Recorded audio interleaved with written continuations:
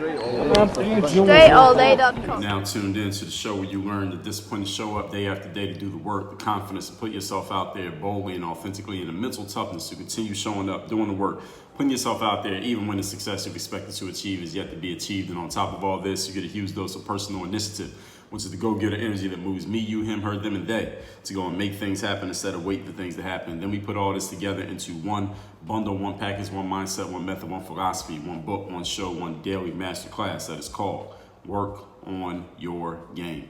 My name is Dre Baldwin, also known as Dre All Day, and welcome to the show. And today we are on part 4 of 4. We are discussing the concept of anti-racism and specifically the handbook, encyclopedia book written by Mr. Ibram Kendi titled How to Be an Anti-Racist. So you've already heard the background on this and the first 3. If you haven't, please start at part number 1 so you can get the full conversation of what we talked about here. My direct number where I want you to text me and tell me the most valuable insight you got from this or any points of contention or conflict with anything you heard here. My text is 305-384-6894. Once again, 305-384-6894. Going right into it, we are on point number 15. Here's a point that I agree with from Mr. Kendi's book. He said that there was a point in his life when he considered poor black people to be the truest and most authentic representative of black people.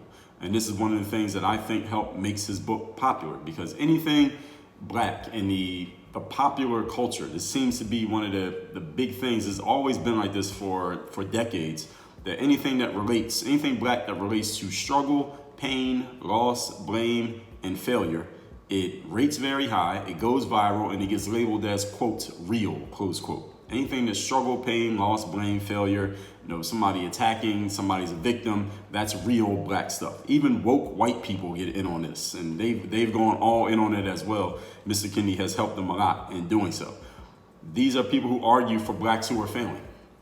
These are people who say, well, the reason that these blacks are failing is because racism, or because of the system, or because things are set up against them, or because these people are not doing this thing, or these people are doing this thing, or it's just policies need to be changed. As Mr. Kendi's whole argument is based around, policies need to be changed. This is where Mr. Kendi earns his, quote, black card, close quote. And this is just me saying this. This is not him saying this. This is me saying these things. That he earns his black card here. But I want to argue that being black, or true blackness, or real blackness, realness as a black person, does not have to be about failure and struggle and being poor. Now, I can give credit to somebody like Puff Daddy. Is one of the people I've heard use the phrase black excellence. He throws that phrase around a lot. Kanye West and Jay-Z had a song called, they didn't call it black excellence, it was called Murder to Excellence on their Watch the Throne album. It doesn't have to be about struggle and failure and negative things and some type of loss or defeat in order to be black. And this is something that Mr. Kendi, at first he thought that poor black people was the real black, but he came to change his mind, and he actually checked himself and said, I used to have this racist opinion that struggle and being in the hood and being in the ghetto and failing and losing was where real black people were at. But he realized that he was being racist by even thinking that. I don't know if we would call that racist. I wouldn't call it racist, but he does. And he changed his mind about that. So I do agree with the fact that he changed his mind around that idea. Moving on to point number 16. We are talking again on the concept of anti-racism, and specifically Mr. Kendi's book on the very subject. Number 16, as I've said many times here, and I have to keep saying this because there's so many times that it happened, there are many statistics that get thrown out by the author of this book without going a level deeper as to why the stat is the stat. And this is how people can lie to you and deceive you with statistics, specifically when they are trying to come to a certain conclusion around a statistic without actually explaining, without going deeper empirically as to how that stat became what it is, because the surface level stat serves them well enough that they don't even bother to go any further. Or they did bother to go further, and then seeing what they saw, they said, oh, can't put that in the book because then it'll disprove the very argument that I'm trying to make. This allows, when authors do this, or anyone does it, it allows them to paint a picture minus any analytical thought except for the conclusions that all add up to, especially specifically in this book, racism. There are many jumps in this book where Mr. Kendi makes the argument of, he words it in a specific way of, quote, people think this plus this result, and that equals a racist idea. So who are these people that he's labeling? And this allows him to kind of draw his own conclusion, because he says, well, people think this way, and then this thing happens, so that equals a racist idea. Well, I'm like, who are these people? First of all, you can't read people's minds. So to say people are thinking something, and then you add something to it, and then say it equals a racist idea, it serves him to write his book, because he can say, all right, well, people are thinking this, and let me argue against it. So he's setting something up that hasn't even been proven, and then he's arguing against it. We call that a straw man argument, when you're arguing against something that didn't even happen, and then you're using that to conclude that you must be right, because look at the way you argued against it. So I don't know who these people are that he's labeling with these thoughts, but he's planting the idea in your mind by saying people think this, and then he attacks it to justify the point. And I'm like, wait a minute, where is this thing coming from that you're even attacking? So he does a whole lot of straw man arguing in this book. There's a way too much of it.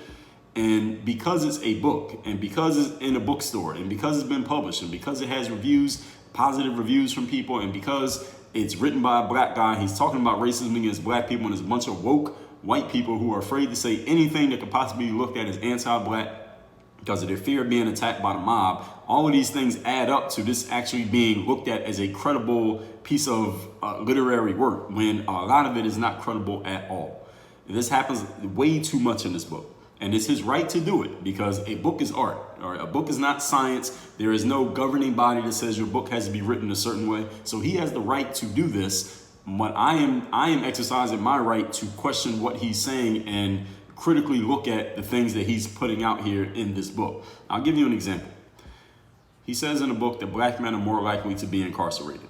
Now, that alone does not stand as evidence until or unless we examine why they got incarcerated, who got incarcerated, what they got incarcerated for. The stat alone has no context. But he throws this out here and says, well, black people are more likely to be incarcerated. And this is part of his argument of the whole concept of America being racist, or policy being racist, or just prisons or the justice system being racist. But there's no data behind it. The only data he throws out is black people, percentage-wise, more of them get incarcerated than other races. This is factually correct, but we got to find out why. What is leading to this? And until you dive into that, you can't just say that that makes the justice system racist, or it makes anything racist. We got to go deeper. You got to go levels deeper into the stats. And again, this is what we call how to lie with statistics. You throw a stat out and say, well, this supports the argument that I'm making, but there's no why asked, there are no further questions asked, and then people just accept it because people don't think, people don't read, and people are lazy. And then they get this information, then they go out repeating it, and then we get to where we are today. A thinking person could see this, what I just explained, and should question it every single time they see it. Now, here's the thing.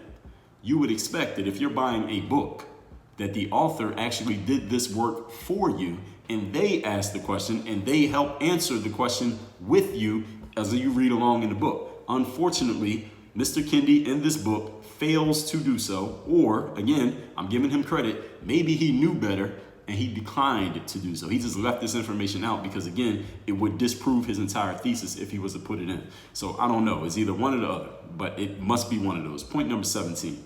Today's topic, once again, we're discussing the concept of anti-racism in the book by Mr. Ibram Kendi.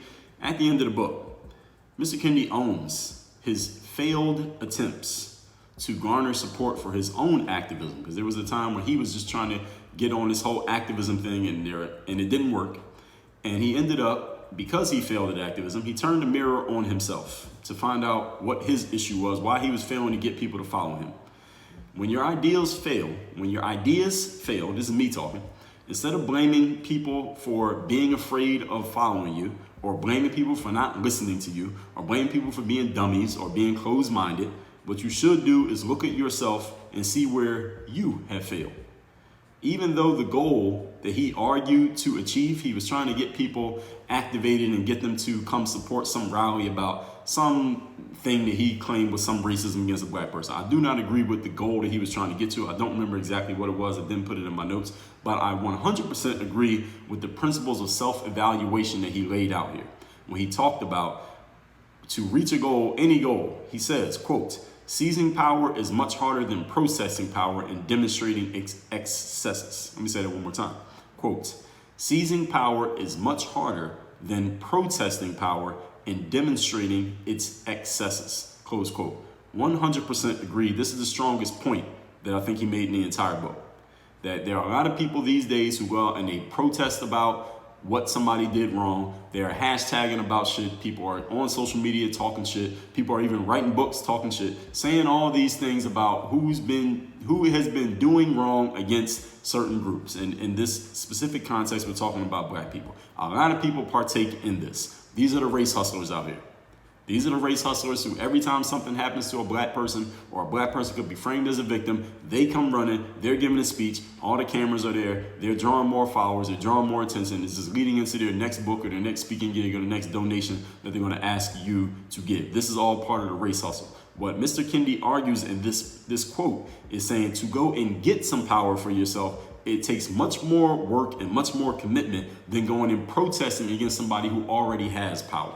I 100% agree with that. And he didn't go as far as explaining the whole concept of the race hustlers and calling him out, because if he did that, then he would have lost his whole audience for the book. If he had said that, I wish he had said it, but he didn't say it. And I don't know where Mr. Kendi is going to go from this point forward. I think he may eventually become a race hustler himself. There's a whole lot of race hustling going on in this book. I'm not going to call him a race hustler, but this book has a lot of race hustling, if you understand what I'm saying. But all that said, this is a strong point that he made in this quote right here. So kudos to him for that. Point number 18. We are talking again about the concept of anti-racism in the book written by Mr. Ibram Kendi. This is the final point in this whole series that we've done here. Generally, when it comes to this book, I think that this book and this concept will and already has hit its mark. And it hit its mark very hard. Even though I do not agree with the conclusions made in this book, I do not agree with many of the arguments, I do not respect a lot of the statistics and the quote-unquote research done for this book, or the research offered in the book. Who knows how much was done versus how much actually made it into the book. I do not agree with it, but I can respect the fact that this book sells to the buyers. All right, and there are plenty of buyers for this book. There are people who will buy into this. And as I said at the top of this whole series, Mr. Kendi will be well known and well called on for the remainder of his career, just based on this work alone and whatever other work he puts out moving forward. He's the same age as me. He graduated the same year as me, born the same year as me. So he's got plenty more in him, just like I got plenty more inside of myself. So he will do great with this. This book, along with the social justice movement, plus the Black Lives Matter movement, if you want to call it that, this book is not for black people. Black Lives Matter is not for black people. The social justice movement is not for black people. All y'all thought it was for black people? No, it's not for black people. You know what this book and the social justice and Black Lives Matter is for? It's for white people. Yeah, it's for white people. If you're white, listen to this. All of this book was written for you. You should go read this book, because the book is not about black people. It's about white people. I've heard multiple white people who I know using this term, as I mentioned at the beginning of this whole series, using this term, naming this book. And that's what actually got me to go read it, because I knew about it, I saw it, but I had it on my bookshelf, but I hadn't read it. I went and read it after I heard them keep mentioning it, and that tells me it has succeeded in its goal. So listen, I'm a type of person, actually, before I even go into that, why am I saying that this book, Social Justice, Black Lives Matter, is not for black people, it's for white people? I'll tell you why. And I've said this many times, I'll say it many times in the future, because it's going to keep happening. The only times these things pop up is when it is looking to get the attention of white people. Ibram Kendi did not write this book to tell black people how to be anti-racist. Okay? He didn't write this book to teach you, black people. He didn't write this to train you on how not to be racist. He wrote this book for white people to understand why black people have it so bad, and what you need to understand, Mr. White person, Mrs. White person, what you need to understand about how America's systems and policies and test scores and incarceration and all these other things are so bad for black people. He wrote the book to get the attention of white people. The avatar for this book is a white American. Now, it doesn't mean black people can't read it, but the avatar is white people. And shit, it worked. As I told you, the thing that brought this book to my consciousness, I saw it and I got it, and I didn't think about it again. It brought it to my consciousness was white people talking about it. So this book absolutely works. So Mr. Kendi, I'm not being sarcastic at all. You did a great job in hitting your avatar's mark and getting their attention and getting the white people to buy into this book. This book will be the platform for the rest of your career, 100%. And I'm not saying that with a hint of sarcasm or animus. He really did hit the mark marketing-wise with what he's doing with this book. The Black Lives Matter, social justice, all of that shit is targeted at getting white people's attention. Black Lives Matter is not about black people, it's about white people. When black people kill each other, Black Lives Matter doesn't show up. If a white person kills a black person, Black Lives Matter is all over it. The race hustlers are all over it. The social justice movement is all over it. When black people do something wrong towards someone of another race, that comes and goes. It gets swept under the rug so quickly that you might not even notice that it happened. That is all to tell you this.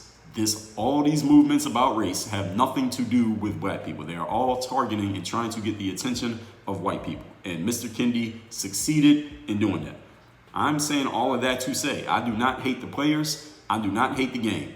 I understand the game and I respect the game. When someone plays the game and they do it well, even if I don't like the game that they played, I will give them their respect. So, Mr. Kendi, I give you your respect for playing the game that you played. I have given my point of view over these last 4 episodes on this book, and I appreciate him writing it because somebody had to write this book. He wrote the book. He did take initiative. He went and made it happen. He put his thoughts and his ideas on paper, which is much more than a lot of people do who talk about wanting to write books. And he went and got his ideas published out there to the world and is getting it to more and more people, which again is something that a lot of people don't do. And I got to give him props because he gave me material for 4 episodes of this show. Because had he not written this book, then I would have had to fill this space with talking about something else. So I appreciate him for giving me these 4 episodes, if nothing else, on the show, even though I did not agree with it. But I got this. He had the space to say what he wanted to say. I got the space to say what I want to say. I have heard, here's what I've heard. I don't know Mr. Kendi. I've never reached him, I don't follow him on any social medias or anything like that. Never met him, nothing like that. I have heard that there have been some people who have openly offered to have Mr. Kendi on their platforms to confront and converse with him about the ideas espoused in his books and in his conversations, and that he has been turning them down. Maybe he's just too busy. I wouldn't deny, I would not be skeptical of the fact that he's very busy right now with a bunch of bookings and appearances that he's been getting from white people, because this book is targeted towards white people. I'm not saying it in a negative way, that because he ain't giving this speech to a bunch of black people. A bunch of black people don't need to hear this. This is for white people. And so I would assume he's probably very busy doing that. I would also assume that I wouldn't be surprised to have someone say, I don't think he would ever admit it, but to have someone say that I don't think Mr. Kendi would want to go on a platform with someone who has some deeper data, someone who has some deeper statistical research, who would challenge many of the points that I've brought up right here in this book, challenge many of his points with empirical data and put him on the spot to back up some of the bullshit that is in this book, because there is some bullshit in this book. There's a good amount of bullshit in the book. I don't think he wants to get on one of those platforms because he wouldn't look too good. And that is, again, that's just a theory of mine. That is not a conclusion. It's just a theory. And I think that's part of the reason why you're probably not going to see him go head to head with anyone who could challenge many of his points. I think he's going to stay in the space where his ideas are accepted, where they work, and where they're going to continue to pay him. And again, I ain't mad at that. I can't hate the player, and I don't hate the game. We gotta respect the game. We gotta identify the game for what it is, even when we don't like it. So recapping all of this. This is part 4 of our discussion on the concept of anti-racism, specifically the book How to Be an Anti-Racist by Ibram Kendi. You go read the book yourself and you see what you think. Point number 15. A point I agree with, that he thought that poor black people is the truest and most authentic version of black people. This is something that's been portrayed in the media and by black people themselves for decades. And he finally realized that that is not the thing. Even woke white people are in on this. And I want all of you to understand that being black, quote unquote, does not mean you have to be, has to be something about failure, loss, blame, struggle, or pain. All right, there can be positive, just everyday successful things going on and still be just as real as a black person as the person who's in the ghetto with nothing going on. Point number 16. Many stats are thrown out in this book that do not go a level deeper as to why the stat is the stat. This is blatant lying with statistics that many people do. Mr. Kendi is not the first one to do it, nor will he be the last one to do it. But what I'm trying to train all of you to understand is that you need to learn to notice this when people are doing it, so that you don't get the wool pulled over your eyes and you don't get bamboozled by people who are claiming to know what they're talking about when they're just throwing out the data that supports a conclusion that they have already decided on, then they handpick info that just backs it up. He does a lot of straw man arguments in this book saying, well, people think this, and then he starts arguing against what they think. I'm like, who are they? How do you know that they're thinking it? And how did you prove this? Where is the data behind it? He provides none whatsoever, like zero. He says something like black men are more likely to be incarcerated and labels that as part of the reason for systems being racist when he doesn't go into any argument whatsoever as to why people are being incarcerated. I mean, this is just elementary level stuff that anybody could ask this question, but he doesn't even bother. Point number 17, in the end, Mr. Kendi owns his failed attempts to garner support for his own activism, and he owns it. He owns where he personally has failed. This is the strongest point that I think he made in the book when he says, seizing power is much harder than protesting power and demonstrating the excesses of that power. I 100% agree with that you got to own your own shit, and it's much harder to go make yourself someone of power than it is to complain about someone else who has power and you feel like they're using it the wrong way, i.e. being a race hustler. Hopefully Mr. Kendi does not become a race hustler, but he already is eligible to become one if he wanted to, but we'll see where he goes from here. Point number 18, generally, I think this book and concept has hit its mark. Its mark is not black people, nor is BLM's mark black people. Social justice movement is not targeted at black people. All of these movements are targeted at white people. This is hit hard with white people. The book is about being anti-racist. He's not talking to black people. He's talking to white people. This book has worked. So I give him a round of applause for that, because I've heard many white people talk about this book, because that's what got me to read it. Actually hearing about it from a white person, believe it or not. So he had a right to say what he wanted to say in his book. There is no governing body that says this is the way you have to write a book. I'm questioning many of the things that he did in this book. Not agreeing with many of the ways that this book is shared, but I got my platform to share my point of view. He had his platform to share his point of view, and this is all the game, folks. So shout out to Mr. Kendi for writing this book. And I appreciate him for putting it out because it provided me something to talk about. Somebody had to write it. He did it. I respect him for that. But I do not agree with much of this book. Do I think you need to be an anti-racist? Based on this terminology and the things shared in this book, my conclusion is absolutely not. Work on your game. Oh yeah, send me a text. Tell me the most valuable thing, insight, conclusion, argument that you got from this, or if you have a counter argument to anything that I said, send me a text. Tell me what it is. My number is 305-384-6894. Once again, 305-384-6894. Work on your game. Dre, all